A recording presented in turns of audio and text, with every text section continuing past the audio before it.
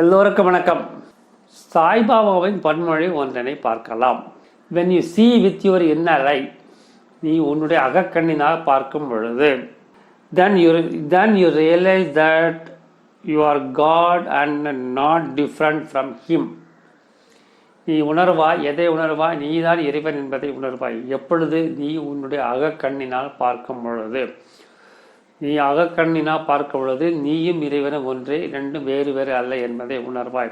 அகக்கண் எப்பொழுது திறக்கும்? நமது அறியாமை நீங்கினால் அகக்கண் திறக்கும்.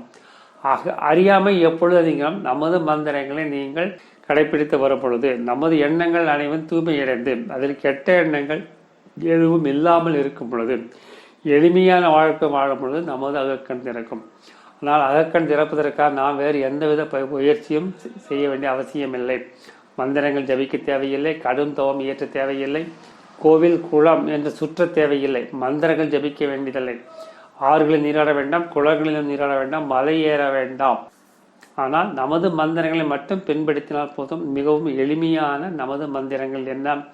இதோ வருகிறது. அன்பே சிவம், அன்புடன் வாழ்வோம், கடமையை செய்வோம், இந்த நொடியில் வாழ்வோம், எல்லோருக்கும் உதவி செய்வோம், எல்லாம் சிவமயம். நன்றி, வணக்கம்.